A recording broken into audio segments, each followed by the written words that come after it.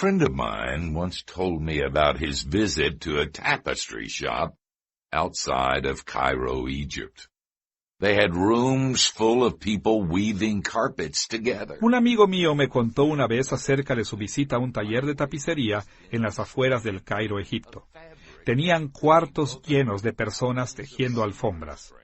Mi amigo estaba cautivado por la manera en que los delgados hilos podían tejerse con otros miles de hilos similares para formar complejos patrones de tapices. La belleza de los hilos tomó vida cuando fueron incorporados al tapiz. El libro de Apocalipsis es como un tapiz. Está lleno de pequeñas profecías que basan su significado en las profecías de su entorno. Y su mensaje es más claro cuando leemos el libro como un todo y vemos el gran panorama que se dibuja para nosotros.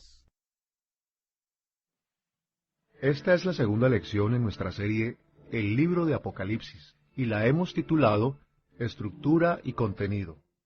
En esta lección exploraremos el libro de Juan considerando su composición literaria y cómo sus diferentes partes encajan entre sí. Comenzaremos nuestra exploración de la estructura y contenido de Apocalipsis observando brevemente el propósito por el cual Juan lo escribió. Después, exploraremos los detalles del libro de Apocalipsis. Y finalmente, examinaremos algunas estrategias comunes de su aplicación moderna. Comencemos viendo el propósito de Juan. El propósito de Juan para escribir el libro de Apocalipsis era casi tan complejo como el libro mismo, así que no podemos explorar todos sus detalles en esta lección. Pero podemos resumir su propósito central de esta manera. Juan escribió el libro de Apocalipsis para animar a los cristianos que sufren a mantenerse fieles hasta que Jesús regrese. Como indicamos en nuestra primera lección en esta serie, los lectores de Juan fueron perseguidos experimentando numerosas tentaciones que comprometían su fe. Así que Juan escribió para asegurar a las iglesias en Éfeso, Esmirna, Pérgamo, Tiatira, Sardis, Filadelfia, Laodicea y al resto del mundo que Cristo conocía su sufrimiento y los veía a través de él. El libro de Apocalipsis garantizaba que Jesús estaba en control de su glorioso futuro y que recompensaría a todos sus fieles seguidores. En línea con este rol de profeta de Dios, el propósito de Juan fue expresado en dos mensajes complementarios de Jesús para las iglesias de Asia Menor. Primero, Juan entregó ofrecimientos de bendición para aquellos que fueron fieles a Jesús. Y segundo, transmitió amenazas de maldición contra todos los que fueron desleales. Veremos ambos tipos de mensajes, comenzando con los ofrecimientos de bendiciones. Escuchemos cómo estimuló Juan a la iglesia en Esmirna en Apocalipsis capítulo 2, versículos 9 y 10. Yo conozco tus obras, y tu tribulación, y tu pobreza, pero tú eres rico. No temas en nada lo que vas a padecer. He aquí, el diablo echará a algunos de vosotros en la cárcel, para que seáis probados y tendréis tribulación por 10 días. Sé fiel hasta la muerte, y yo te daré la corona de la vida. Lejos de prometerles protección del sufrimiento, Juan dijo que la iglesia de Esmirna iba a padecer. Pero al mismo tiempo, les aseguró que si se mantenían fieles a Cristo, Jesús les daría la corona de vida. Su sufrimiento y posible muerte sería solo temporal, pero sus bendiciones serían eternas.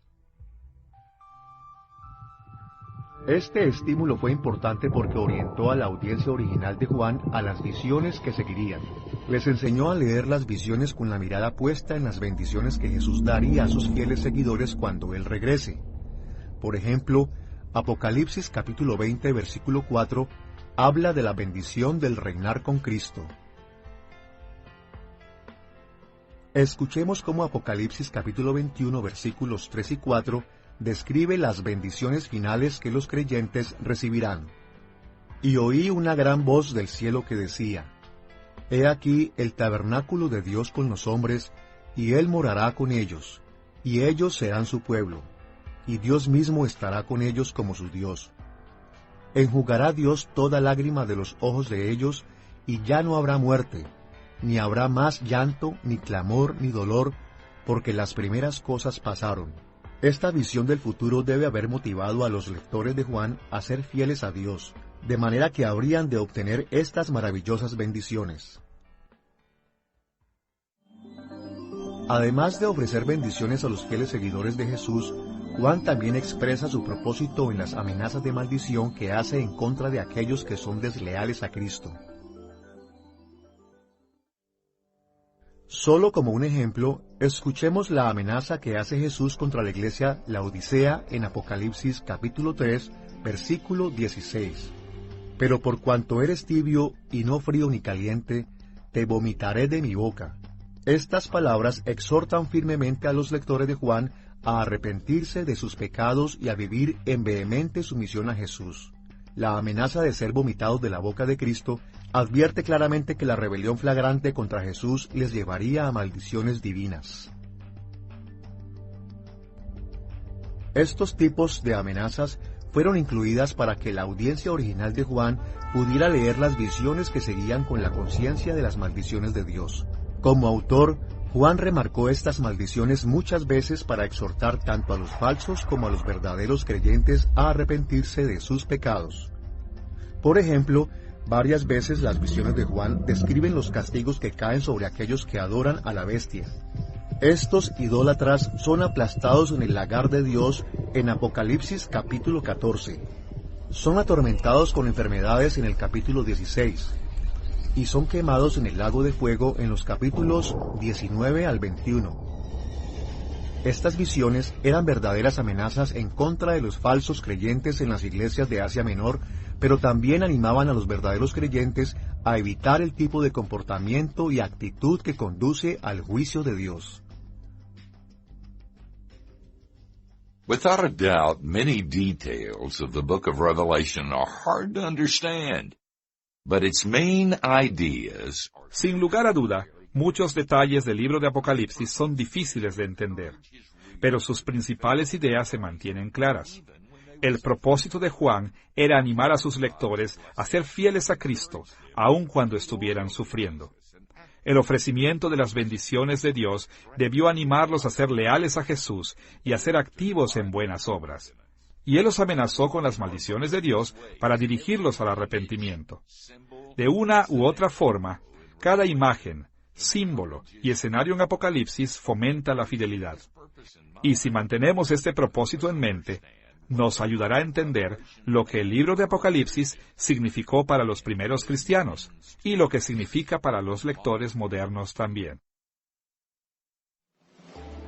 Ahora que hemos explorado el propósito del libro de Apocalipsis, pongamos atención a sus detalles.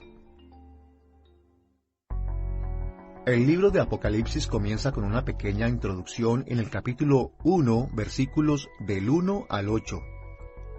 Siguiendo esto, el cuerpo de Apocalipsis consiste de 4 visiones centrales. Una visión de Cristo en el capítulo 1, versículo 9 al capítulo 3, versículo 22. Una visión acerca de los eventos por venir en el capítulo 4, versículo 1 al capítulo 16, versículo 21. Una visión que describe el castigo de la gran ramera en el capítulo 17, versículo 1 al capítulo 21, versículo 8. Y una visión de la novia, la esposa del Cordero, en Apocalipsis capítulo 21, versículo 9 al capítulo 22, versículo 5. Después de las 4 visiones centrales, el libro de Apocalipsis termina con una conclusión en el capítulo 22, versículos 6 al 21. Las 4 grandes visiones en el cuerpo de Apocalipsis son introducidas cada una con una frase. Juan estaba en el Espíritu. Juan consistentemente usó este lenguaje para marcar el inicio de una nueva división en el cuerpo principal de su libro. En Apocalipsis capítulo 1, versículo 10, Juan escribió: Yo estaba en el Espíritu en el día del Señor, y oí detrás de mí una gran voz como de trompeta. En Apocalipsis capítulo 4, versículo 2, él reportó: Y al instante yo estaba en el Espíritu, y he aquí un trono establecido en el cielo, y en el trono uno sentado.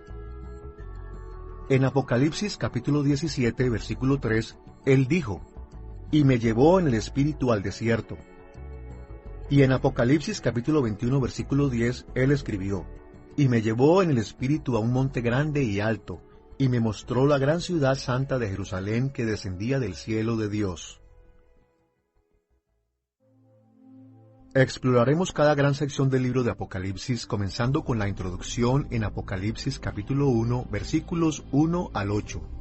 La introducción comienza con un prólogo en Apocalipsis capítulo 1, versículos 1 al 3, que hace hincapié en la autoridad divina del libro. Tiene su origen en Dios Padre, fue dada a Jesucristo y se dio a conocer a través de un ángel. Y como profeta de Cristo, Juan fue un mensajero autorizado que transmitió el mensaje de Jesús a las iglesias. Los versículos 4 y 5 contienen un saludo en el cual Juan se identifica a sí mismo y a su audiencia. Específicamente les escribió a las 7 iglesias en la provincia romana de Asia, localizada en Asia Menor.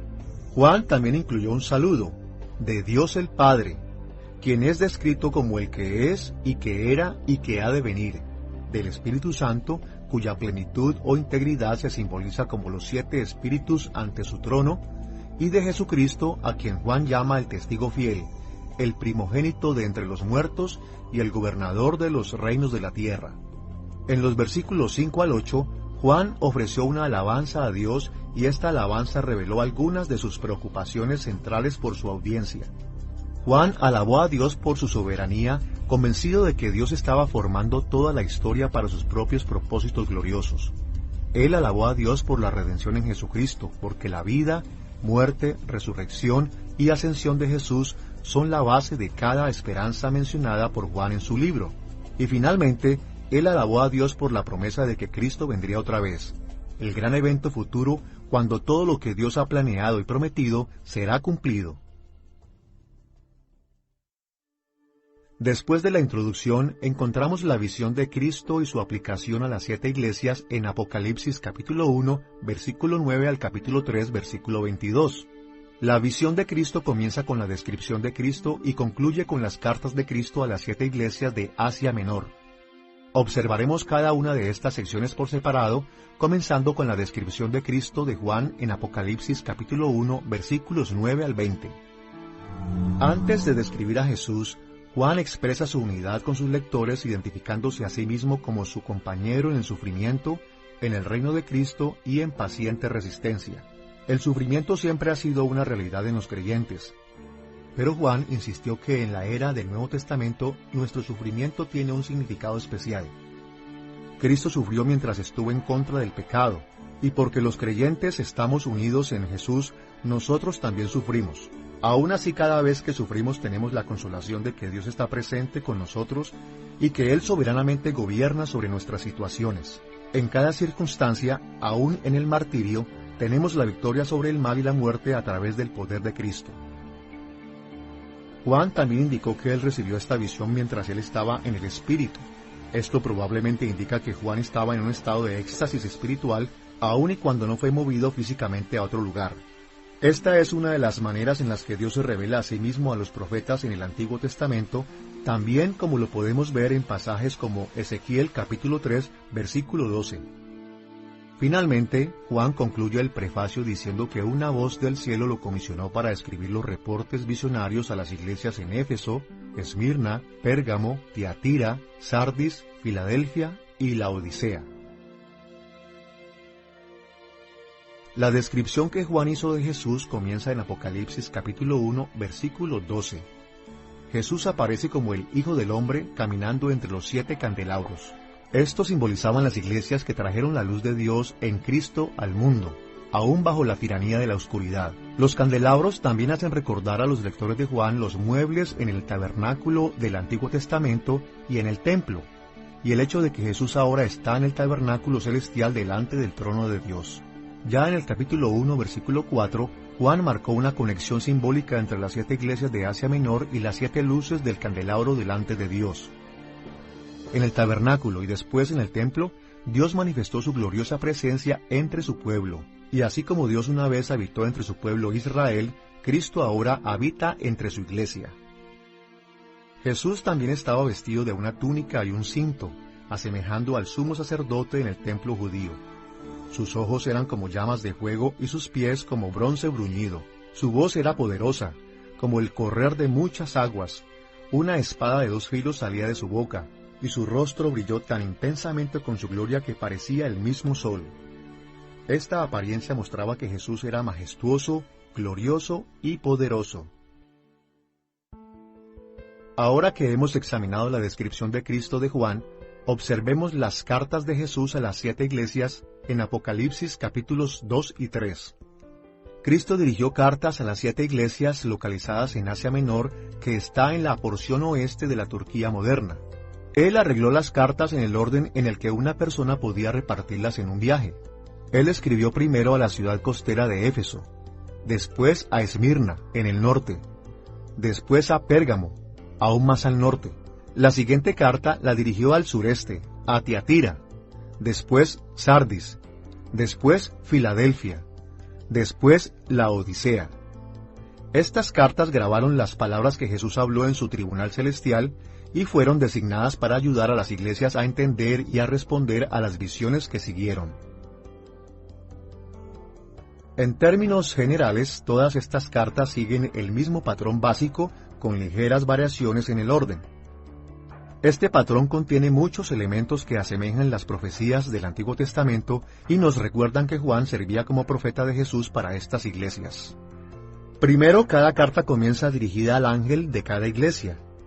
Algunos intérpretes han tomado esto como una referencia a mensajeros humanos que representan a cada iglesia, pero en este contexto de una visión celestial, es más probable que estos eran ángeles reales que Cristo asignó a cada congregación local. Segundo, hay una descripción de Cristo elaborada a partir de su aspecto en Apocalipsis capítulo 1, enfatizando una característica de Jesús que es relevante para la carta. Tercero, hay una reclamación de conocimiento, indicando que Cristo conocía estas iglesias y los detalles de sus vidas. Cuarto, hay una evaluación de la iglesia que consiste en elogios y algunas veces incluye reproches. Quinto, hay una mezcla de ofrecimientos de bendición y amenazas de maldición apropiadas para la evaluación de Cristo de la iglesia. Sexto, hay una promesa de que todos los que vencieren heredarán las bendiciones eternas. Y séptimo, cada carta tiene una exhortación a la obediencia a Cristo. The similarities between the letters in Revelation chapters. Las similitudes entre las cartas en Apocalipsis, capítulos 2 y 3, nos alertan sobre las principales ideas en esta sección. Cristo se dirigió a estas iglesias como su legítimo rey. Él estaba consciente de sus circunstancias presentes y tenía la autoridad para evaluarlas. Él ofreció bendiciones y amenazó con maldiciones para animarlos a la fidelidad. Y les recordó que la salvación eterna era sólo para aquellos que superan las pruebas y tentaciones. Como era de esperarse, estos temas también juegan un rol importante a lo largo de todo el contenido principal del libro de Apocalipsis. Observaremos brevemente cada una de estas cartas, comenzando con la carta a Éfeso en Apocalipsis capítulo 2, versículos 1 al 7. En esta carta, Juan introduce a Jesús como el que sostiene las 7 estrellas en su mano derecha mientras camina entre los 7 candeleros de oro.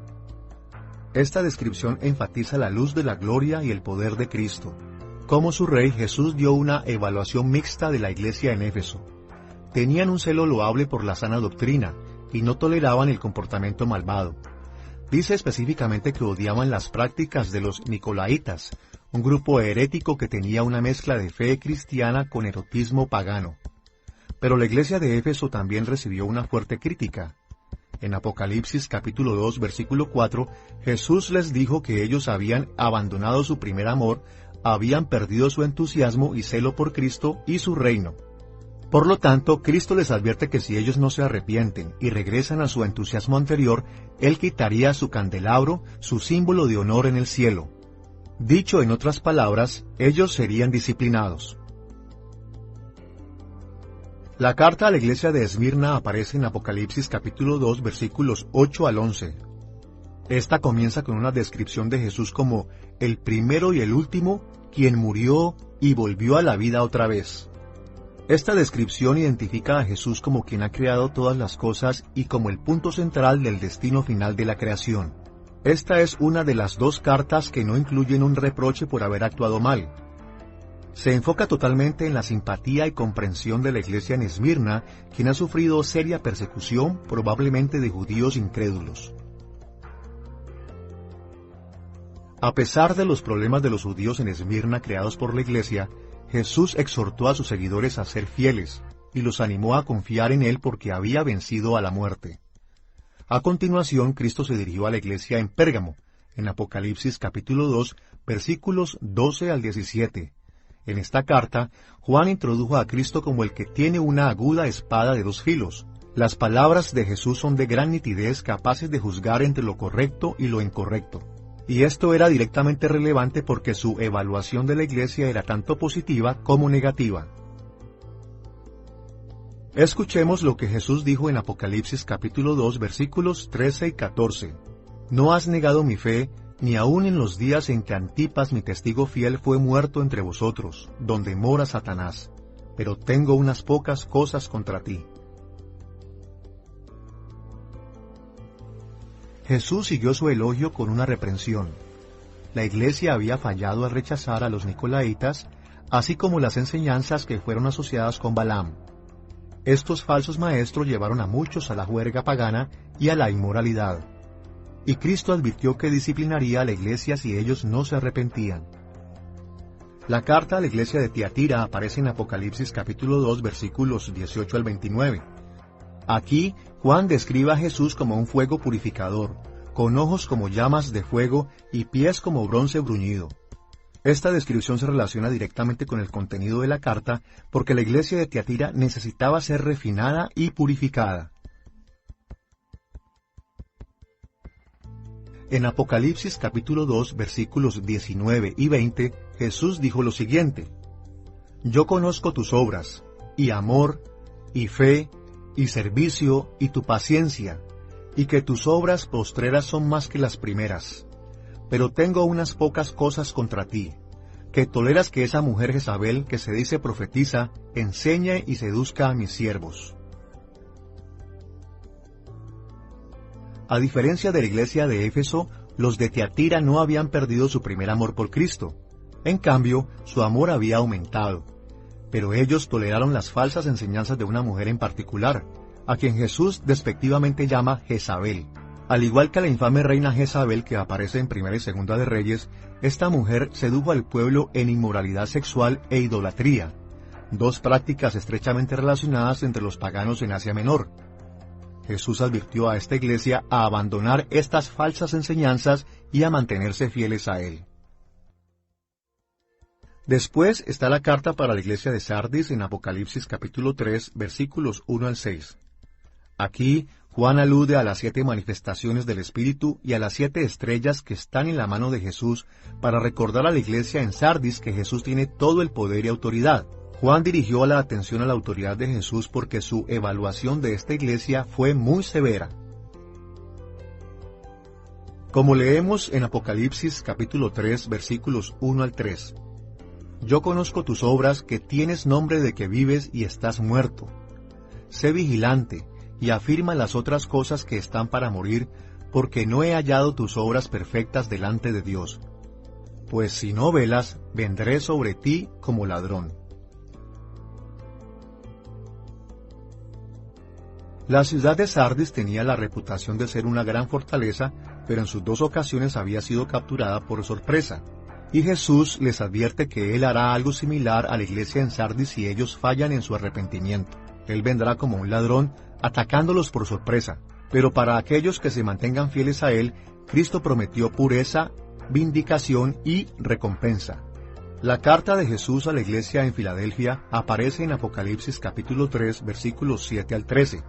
En esta carta, Juan introduce a Jesús como el que sostiene las llaves de David, lo que significa que Jesús puede abrir las puertas del reino de David para recibir a aquellos que Él quiere y bloquear las puertas para mantener a otros afuera. Las palabras de Jesús para la iglesia fueron positivas, pero también incluyen implícitamente una advertencia. En Apocalipsis capítulo 3, versículo 8, les dio esta seguridad. He aquí, he puesto delante de ti una puerta abierta, la cual nadie puede cerrar. porque aunque tienes poca fuerza, has guardado mi palabra y no has negado mi nombre. Cristo había puesto delante de esta iglesia una puerta abierta, dándoles una oportunidad sin obstáculos para crecer y desarrollarse espiritualmente. Si ellos aprovechaban esta puerta abierta, Cristo haría que sus enemigos se postraran ante sus pies y los creyentes de Filadelfia heredarían la Nueva Jerusalén. Y el nombre de Dios sería escrito en ellos, significando que ellos serían de Él por siempre. Pero de manera implícita, si no aprovechaban esta oportunidad, no recibirían estas bendiciones. A continuación encontramos la carta de Jesús a la iglesia en la Odisea, en Apocalipsis capítulo 3, versículos 14 al 22. En esta carta, Juan describió a Jesús como aquel que sus palabras son el último amén. Esto es, Jesús es la máxima autoridad digna de confianza. Juan también describió a Jesús como el testigo fiel y verdadero y el gobernante de la creación de Dios. Esta descripción fue diseñada para hacer que los creyentes de la Odisea pusieran atención, porque su evaluación sería muy negativa. Escuchemos lo que dijo Jesús en Apocalipsis capítulo 3, versículos 15 y 16. Yo conozco tus obras, que ni eres frío ni caliente. Ojalá fueses frío o caliente, pero por cuanto eres tibio y no frío ni caliente, te vomitaré de mi boca. La Odisea era una ciudad rica situada entre las ciudades de Colosas e Hierápolis. Ambas ciudades, Colosas e Hierápolis, eran bien conocidas por tener suministros especiales de agua. Colosas tenía aguas frías que provenían de manantiales de las montañas. Hierápolis tenía manantiales calientes. Se pensaba que estos dos tipos de aguas tenían poderes sanadores. Pero el agua de la Odisea era tibia, sin ningún poder sanador. Jesús aprovechó estas realidades físicas para describir un punto espiritual. La iglesia de la Odisea era rica, pero su riqueza había alejado su fortaleza espiritual. Esta iglesia necesitaba arrepentirse o Jesús los rechazaría. Ahora que hemos explorado la visión de Cristo, vayamos a la visión de Juan de los eventos por venir registrados en Apocalipsis capítulo 4, versículo 1 al capítulo 16, versículo 21. De acuerdo a Apocalipsis capítulo 4, versículos 1 y 2, esta visión toma lugar en el trono celestial y revela los eventos por venir y que son futuros a los tiempos de Juan. Esta se dirige a todas las iglesias juntas y primordialmente se centra en el futuro como una gran lucha entre las fuerzas del bien y del mal. Esta visión fue designada para animar a la audiencia original de Juan a mantenerse fieles a través de esta batalla en contra del pecado y de Satanás, porque la futura victoria de Dios estaba segura. La primera cosa que debemos notar acerca de la visión de Juan de los eventos por venir es que ésta consiste de 4 series de pequeñas visiones. Los 7 sellos, las 7 trompetas, las 7 historias y las 7 copas. Algunos intérpretes creen que estas series deben leerse cronológicamente como si ellas proyectaran estados consecutivos de la historia. Pero Juan nunca indicó que este fuera el caso. Por un lado, los marcadores temporales que vinculan estas series juntas, frases como «después de esto», se refieren al orden en el que él las mostró, no al orden de los eventos revelados en las visiones. Por otro lado, parece que hay un número de eventos históricos únicos en estas visiones que son mencionados en una o más series. Por esta razón, en nuestra lección adoptaremos una perspectiva interpretativa que a veces es llamada recapitulación. Generalmente, la recapitulación ocurre cuando un pasaje posterior reitera o repite un pasaje anterior. En el libro de Apocalipsis, este término se refiere específicamente a la idea de que cada serie de visiones describe todo el periodo de tiempo entre la primera y la segunda venida de Cristo, pero con sus propios detalles y énfasis distintivos. Recapitulación es en realidad una profecía bíblica muy común. Los profetas del Antiguo Testamento frecuentemente usaban esta técnica, describiendo las mismas series de eventos en diferentes pasajes. Algunas veces la recapitulación usaba imágenes similares, como en Jeremías capítulo 30 y 31, donde Jeremías profetizó acerca de la restauración de Israel. En otros momentos, la recapitulación usó diferentes imágenes para describir los mismos eventos, como en Isaías capítulos 9 al 11, donde Isaías habló acerca de la venida del Mesías. Vemos las mismas cosas en los juicios que Dios trajo contra Israel en Oseas capítulos 9 al 14. Hay también muchos más ejemplos, así que cuando Juan usó esta técnica en el libro de Apocalipsis, él estaba usando una muy conocida estrategia bíblica tradicional para transmitir su mensaje. Hay una serie de pistas en las mismas visiones que sugieren fuertemente que Juan estaba describiendo la misma secuencia de eventos desde diferentes perspectivas. Por ejemplo, las visiones de Juan se refieren a los que podríamos llamar el juicio final de tres maneras diferentes. En Apocalipsis capítulo 6, versículos 12 al 17, que forma parte de la visión de los 7 sellos, el sol se puso negro, la luna se volvió como sangre, las estrellas cayeron sobre la tierra y cada persona en la tierra se escondía del juicio de Dios. En Apocalipsis capítulo 11, versículo 15, que forma parte de la visión de las 7 trompetas, grandes voces decían: Los reinos del mundo han venido a ser de nuestro Señor y de su Cristo, y Él reinará por los siglos de los siglos. En Apocalipsis capítulo 15, versículo 1, que forma parte de la visión de las 7 copas, se nos dice que cuando las 7 copas son derramadas, la ira de Dios terminará. Cada uno de estos pasajes describen eventos que están asociados con el regreso de Cristo y el juicio final de Dios sobre la tierra. Pero cada serie de visiones también incluye otros detalles que parecen preceder al juicio final. Por esta razón, parece mejor leer cada serie de visiones como una descripción clara de toda la historia del reino de Dios previa al regreso de Cristo.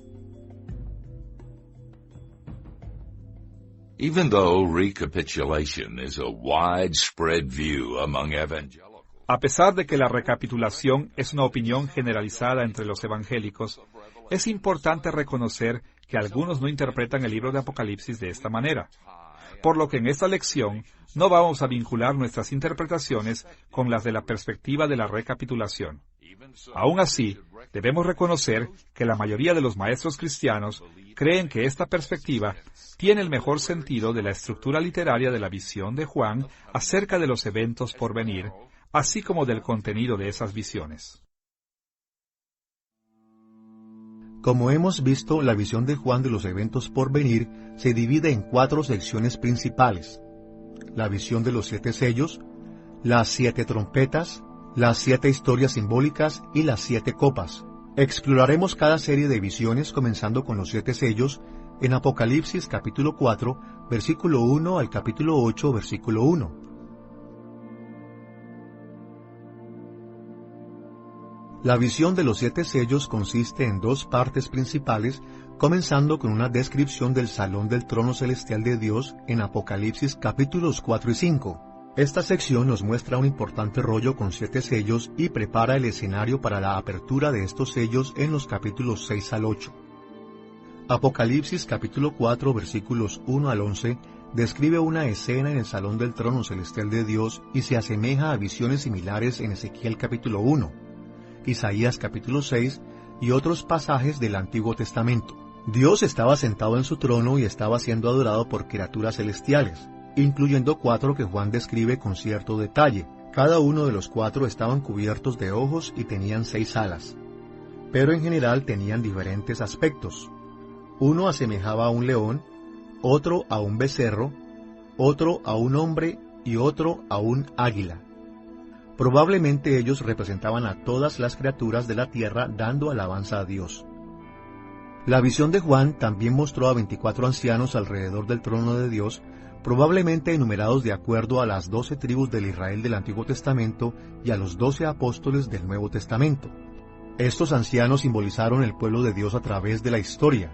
Cada vez que los 4 seres alababan a Dios, los ancianos se postraban, reconociendo su majestad y autoridad, y le prometieron su sumisión, obediencia y reverencia.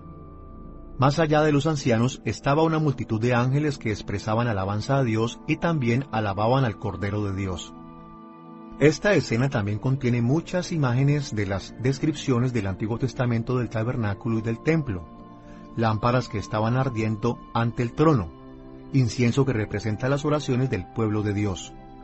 Había un mar como de cristal más perfecto que el de bronce en el Antiguo Testamento, y había cantos de alabanza como aquellos ofrecidos por los cantores levitas. Este simbolismo indicó que Juan recibió una visión del salón del trono de Dios, desde donde Él gobierna sobre todo el universo y ejecuta sus juicios. Y esto les dice a los lectores que la visión de Juan trató asuntos de gran importancia. La visión celestial continúa en Apocalipsis capítulo 5, versículos 1 al 14. Dios sosteniendo un rollo en su mano derecha, representando su plan para el destino del mundo, pero ninguno de los miembros de su corte podía abrir el rollo. En otras palabras, ninguno de ellos podía cumplir su plan. Entonces uno de los ancianos le dijo a Juan que el león de la tribu de Judá podría abrir los 7 sellos y leer el rollo. La referencia al león de la tribu de Judá se puede ver en Génesis capítulo 49, versículos 9 y 10, donde leemos estas palabras. Cachorro de león, Judá, no será quitado el cetro de Judá, ni el legislador de entre sus pies, hasta que venga Silo, y a él se congregarán los pueblos. Esta profecía indica que Judá gobernaría sobre las tribus de Israel y eventualmente produciría un rey que gobernaría el mundo entero. Pero cuando Juan observó, se sorprendió al encontrar que el león de Judá era en realidad un cordero que parecía haber sido inmolado. Por supuesto, el cordero es Cristo. Él es el descendiente de Judá, el rey de Israel, y se convirtió en el cordero pascual que se dio a sí mismo como sacrificio expiatorio, tal como lo leemos en Juan capítulo 1, versículo 29. La capacidad de Jesús para abrir el rollo indicó que Él era a través de quien Dios podría cumplir todos sus planes para el mundo. La segunda parte de la visión de los 7 sellos es la apertura de los sellos mismos en Apocalipsis capítulo 6, versículo 1 al capítulo 8, versículo 1. Este presenta la apertura de 6 sellos, seguido de un interludio, y después la apertura del 7º sello. Los primeros 4 sellos publican los ya bien conocidos 4 jinetes del Apocalipsis que trajeron calamidades sobre el mundo. La imagen de los 4 jinetes viene de Zacarías capítulo 6, donde se dice que los caballos de diferentes colores son 4 espíritus del cielo. Cuando el primer sello es abierto, un jinete en un caballo blanco conquista a las naciones. El segundo sello trajo un jinete en un caballo color rojo bermejo representando la masacre. La guerra es la forma obvia de masacre, pero la imagen es suficientemente amplia como para abarcar otras formas de matanza humana también. El tercer sello presentó un jinete sobre un caballo negro que representa la hambruna. Y el cuarto sello trajo un jinete llamado Muerte, quien montó un caballo amarillo y representó a la muerte por espada, hambre, plagas y bestias salvajes. Aunque estas calamidades fueron tan terribles, solo una cuarta parte de la tierra fue afectada. La mayoría escapó de esta parte del juicio de Dios. Cuando el quinto sello fue abierto, Juan vio una visión de los mártires cristianos en el cielo. Estos santos habían sido muertos porque se habían mantenido fieles a Dios y a su palabra. Ellos clamaron a Dios que castigara a sus asesinos, pero se les dijo que por el momento Dios todavía no traería su justicia. Ellos debían ser pacientes hasta que el número de aquellos quienes serían muertos estuviera completo. Cuando el sexto sello fue abierto, la tierra entera experimentó el juicio de Dios. Hubo un terremoto. El sol se puso negro. La luna se volvió como sangre roja. Las estrellas cayeron sobre la tierra, el cielo se desvaneció y cada montaña e isla fue removida. Esta descripción recuerda las profecías del Antiguo Testamento acerca de la agitación política, como la que encontramos en Isaías capítulo 34, versículos 1 al 4, y en Joel capítulo 2, versículos 10 y 11. Esta era una manera de decir que Dios estaba trayendo su juicio final que destruiría el presente mundo malvado. Entre la apertura del sexto y el séptimo sello hay un interludio en Apocalipsis capítulo 7. Este interludio describe a la iglesia de maneras que resalta la protección de Dios para su pueblo. Primero, Juan escuchó un anuncio de que 12,000 personas de cada una de las 12 tribus de Israel, 144,000 personas en total, han sido selladas por Dios como su pueblo especial. Aunque estos 144,000 han sido entendidos de diferentes maneras, el texto de Apocalipsis dice que Juan escuchó un anuncio de 144,000, pero cuando él se volteó, vio algo muy diferente. Escuchemos cómo lo describe Juan en Apocalipsis capítulo 7, versículo 9. Después de esto miré, y he aquí una gran multitud, la cual nadie podía contar, de todas naciones y tribus y pueblos y lenguas, que estaban delante del trono y en la presencia del Cordero. Recordemos que algo similar sucedió en Apocalipsis capítulo 5. Juan escuchó un anuncio acerca de un león, luego miró y vio a un cordero. Bueno, algo similar pasó aquí. Él escuchó un anuncio acerca de 144,000 judíos. Luego miró y vio a una multitud aún más grande formada por judíos y gentiles juntos. En ambos casos, Juan escuchó palabras tomadas de símbolos del Antiguo Testamento, el león y las tribus de Israel. Pero cuando se volteó para mirar, lo que apareció era mucho más grande de lo que se había anunciado. El simbolismo del león fue cumplido en Cristo, y el simbolismo de las tribus fue cumplido en una gran multitud de creyentes de todas las naciones. Después del interludio, la apertura del séptimo sello es registrado en Apocalipsis capítulo 8, versículo 1, pero en lugar de un gran y magnífico final, hubo simplemente silencio. La creación estaba en temor. El silencio creó una dramática tensión para aquellos quienes leen por primera vez las visiones de Juan. ¿Qué era esta misteriosa etapa final de la historia? La respuesta a esta pregunta quedaba por verse en las visiones que siguieron. Ahora que hemos visto los 7 sellos, volvamos nuestra atención a la segunda serie de visiones con respecto a los eventos por venir. Las 7 trompetas en Apocalipsis capítulo 8, versículo 2 al capítulo 11, versículo 19. La visión de las 7 trompetas consiste en una serie de ángeles tocando trompetas. Cada vez que una trompeta suena, otro juicio cae sobre la tierra. Es importante señalar que la visión de las 7 trompetas está estructurada de una manera similar a la visión de los 7 sellos. La visión presenta 6 trompetas seguidas por un interludio y entonces una séptima trompeta. Estas trompetas nos recuerdan a las trompetas de los pasajes proféticos en el Antiguo Testamento, tales como Oseas capítulo 5, versículo 8, Joel capítulo 2, versículo 1, Amós capítulo 2, versículo 2, y Zacarías capítulo 9, versículo 14. Estas son trompetas que suenan cuando Dios viene con su ejército angelical, llamando a las huestes celestiales a la guerra contra los enemigos de Dios. Los primeros 4 toques de trompetas en Apocalipsis capítulo 8, versículos 2 al 13, señalan juicios a través del ejército angelical sobre las 4 principales regiones de la creación. Cuando la primera trompeta sonó, granizo y fuego mezclados con sangre fueron lanzados en tierra firme. La segunda trompeta sonó y algo como una gran montaña fue lanzada en el mar. La tercera trompeta sonó y una estrella ardiente fue arrojada en las fuentes de agua dulce, haciéndolas amargas e imbebibles. Y con el sonido de la cuarta trompeta, el cielo fue dañado y una tercera parte del día y de la noche estuvieron sin luz. Pero aunque estos juicios fueron muy malos, solo una tercera parte de cada región fue destruida. Al final de esta sección, sin embargo, un águila advirtió que juicios aún peores estaban por venir. El sonido de la quinta trompeta está registrado en Apocalipsis capítulo 9, versículos 1 al 12. Se puso en marcha un ejército de langostas.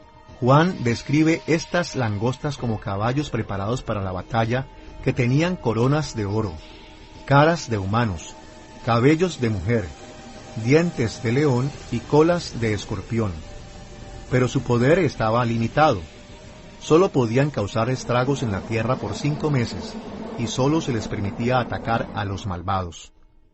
El sonido de la sexta trompeta está registrado en Apocalipsis capítulo 9, versículos 13 al 21. Esta desató a los 4 ángeles del río Éufrates, quienes procedieron a destruir a la tercera parte de la humanidad. Esta sexta trompeta fue seguida por un interludio de 2 partes en Apocalipsis capítulo 10, versículo 1 al capítulo 11, versículo 14. En un escenario que se asemejaba a la revelación del juicio de Dios a Ezequiel, en Ezequiel capítulo 2, versículo 9 al capítulo 3, versículo 9, Juan recibió un pequeño libro que contenía mensajes proféticos y se le dijo que lo comiera. El rollo sabía dulce como la miel, probablemente representando las buenas nuevas de que los planes de Dios para el mundo serían consumados sin demora. Pero el rollo también le volvió el estómago amargo, probablemente indicando el sufrimiento que acompañaría a la consumación de los planes de Dios. Esta segunda parte del interludio registra la visión de Juan de dos testigos quienes murieron por causa del Evangelio. Ellos realizaron milagros, llamaron a la gente al arrepentimiento y advirtieron del juicio venidero, pero luego fueron asesinados por los enemigos de Dios. John's vision of the two witnesses highlighted the most fundamental conflict in history, the conflict between Jesus Christ and his enemies. La visión de Juan de los dos testigos remarcó el conflicto más fundamental en la historia, el conflicto entre Jesucristo y sus enemigos. Los dos testigos eran sumamente poderosos, pero sus oponentes eran extremadamente hostiles y mataron a los testigos. Este rígido contraste remarca la realidad de que no hay término medio en el conflicto entre Jesús y sus enemigos. Cada ser humano está con Jesús o contra Jesús. Después del interludio, el séptimo ángel sonó la séptima trompeta en Apocalipsis capítulo 11, versículos 15 al 19, cerrando esta sesión de visiones. Apocalipsis capítulo 11, versículo 15, registra esta proclamación en el cielo al sonido de la séptima trompeta. Los reinos del mundo han venido a ser de nuestro Señor y de su Cristo, y Él reinará por los siglos de los siglos. La séptima trompeta introduce la adoración que tomará lugar en el salón del trono de Dios, cuando su victoria sobre todos los reinos de la tierra es segura, y cuando Él ejecute su juicio final sobre toda la creación. Cristo regresará a renovar la tierra. Su gloria será completamente revelada, y el reino de Dios se manifestará plenamente a lo largo de toda la creación. La tercera serie de visiones que se ocupa de los eventos por venir son las 7 historias simbólicas en Apocalipsis capítulo 12, versículo 1 al capítulo 14, versículo 20. Estructuralmente, la visión de las 7 historias simbólicas refleja las visiones de los sellos y las trompetas. Las primeras 6 historias están agrupadas juntas, seguidas por un interludio y luego la séptima historia simbólica. Pero mientras la visión de los sellos y las trompetas se enfocan en los juicios divinos, las 7 historias proyectan un conflicto espiritual entre Satanás y el pueblo de Dios. Las historias en estas series giran en torno a personajes simbólicos claves: la mujer, el dragón, la bestia del mar, la bestia de la tierra, los 144,000 creyentes, los mensajeros angelicales y el Hijo del Hombre. El primer personaje simbólico es una mujer embarazada vestida con el sol. Su historia se encuentra en Apocalipsis capítulo 12, versículos 1 al 17, y se asemeja al nacimiento de Jesús y el intento de Herodes por matarlo. La mujer, quien representa al Israel fiel, da a luz al Mesías, Jesucristo. Su hijo fue llevado al cielo, lo que puede referirse a la resurrección y ascensión de Cristo al cielo. Pero la mujer se quedó en la tierra y fue perseguida por el gran dragón. Dios la protegió y el dragón no pudo vencerla, pero ella siguió sufriendo por causa del conflicto. Esta historia simbólica representa el hecho de que Jesús descendió del pueblo fiel de Dios y que los verdaderos creyentes continúan sufriendo por causa de Satanás y su reino. La audiencia original de Juan entendía que este conflicto era la raíz de sus problemas, y sentirían aliento de la protección y el cuidado de Dios por la mujer. Al mismo tiempo, ellos entendieron su necesidad de perseverar, ya que la lucha no terminaría pronto. La siguiente historia simbólica gira alrededor de un enorme dragón rojo y aparece en Apocalipsis capítulo 12, versículos 3 al 17. Esta historia es presentada simultáneamente con la historia de la mujer, pero se identifica en Apocalipsis capítulo 12, versículo 3, como una señal separada. El dragón es descrito como enorme y rojo, con 7 cabezas y 10 cuernos, y 7 coronas sobre sus cabezas. Y en el versículo 9 es identificado como Satanás mismo. En la visión de Juan, la cola del dragón arrastró una tercera parte de las estrellas del cielo y las arrojó sobre la tierra.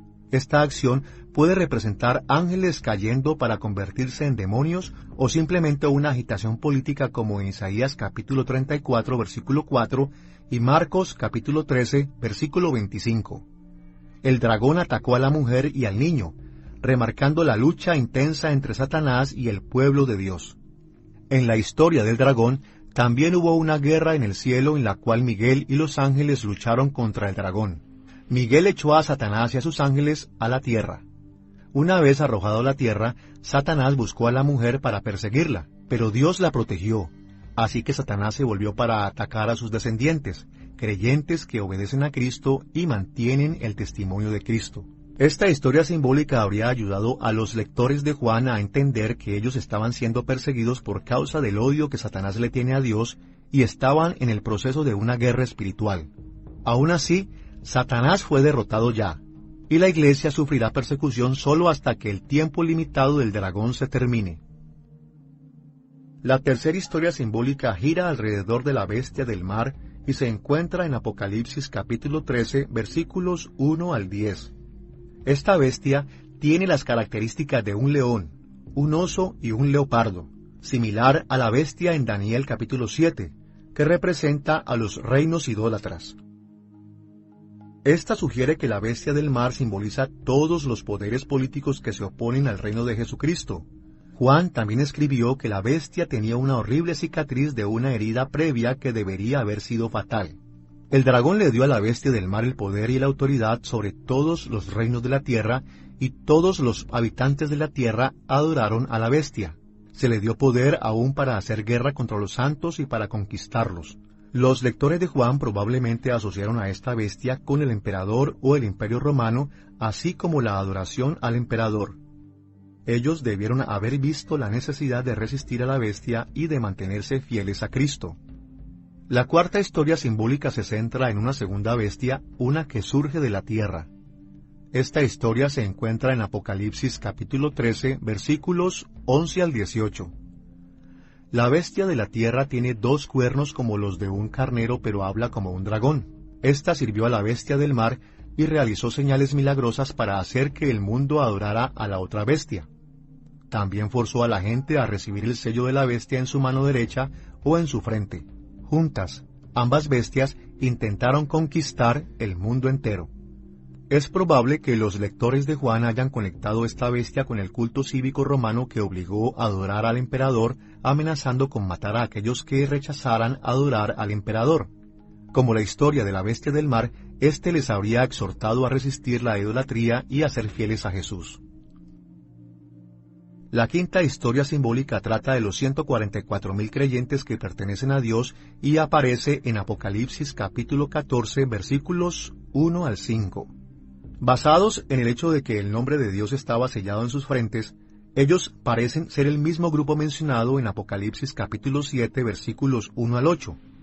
El sello del nombre de Dios en sus frentes contrasta con la marca de la bestia en las frentes de aquellos que obedecen a la bestia de la tierra. En la visión de Juan, estos 144,000 creyentes estaban con el Cordero en el monte de Sión adorando a Dios. Esta historia simbólica aseguró a los lectores de Juan que los verdaderos creyentes finalmente escaparán del dragón y de la bestia y recibirán la bendición de Dios. A pesar de la intensa persecución, los fieles creyentes serán encontrados puros y sin mancha.